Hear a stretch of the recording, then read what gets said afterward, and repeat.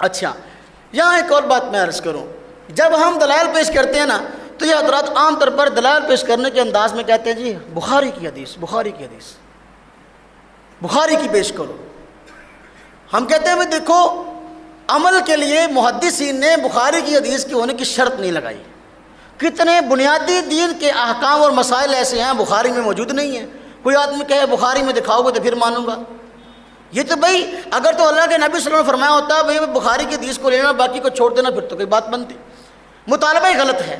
لیکن خیر ہم کہتے ہیں ٹھیک ہے، ہم بخاری کی روایت بھی پیش کرنے کو تیار ہیں، اور اگر تم کہتے ہو مسلم کی ہم وہ بھی پیش کرنے کو تیار ہیں، تم سنن سے کہتے ہو وہ بھی پیش کرنے کو تیار ہیں، تم مسانید سے کہتے ہو ہم وہ بھی تیار کرنے کا اپنا حدیث بیان کرنے کو تیار ہیں، تم مصنفات سے کہتے ہو ہم ان کتب سے بھی روایت پیش کرنے کو تیار ہیں، لیکن اپنے دل کے برتن کو سیدھا کرو، ٹیڑھا نہ کرو۔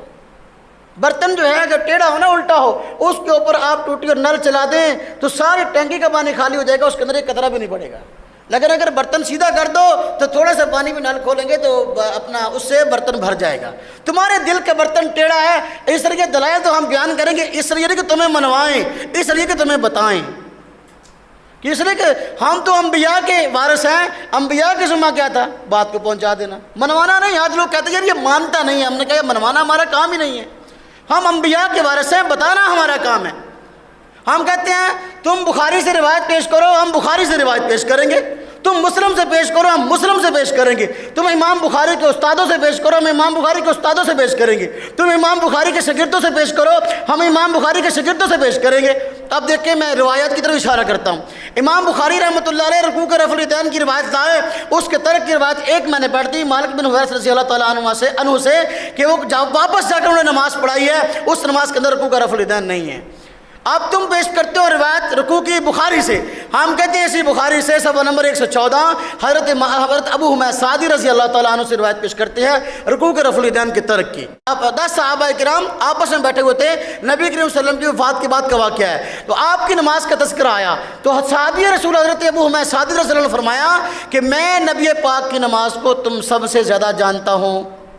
اب بیان کیا، فرمایا جب شروع نماز کا تذکرہ ہے نا، فرمایا کہ آپ جب نماز شروع کرتے تو رفع الیدین کرتے، لیکن جب رکوع کو بیان کیا تو پھر کیا فرمایا کہ جب آپ رکوع کرتے تو گھٹنوں پر اپنے ہاتھوں کو جما دیتے، وہاں رفع الیدین نہیں ہے۔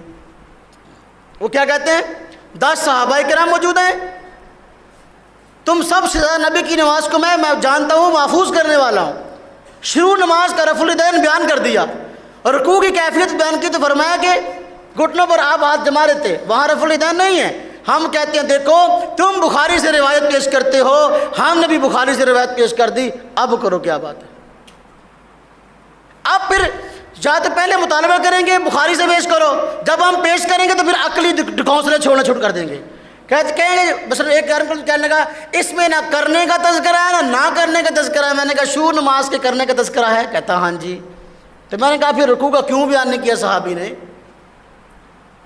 اگر رفع الیدین نماز کا مسئلہ تھا، نبی پاک کی نماز کا حصہ تھا تو شروع نماز کا انہوں نے بیان کر دیا، اگر نماز کا حصہ تھا تو رکوع میں بیان کیوں نہیں کیا؟ نہ کرنے کا تذکرہ نہ کرنے کا۔ میں نے کہا دیکھو تمہارے غیر مقلد علماء خود اس بات کو تسلیم کر چکے، السکوت فی معرض البیان بیان۔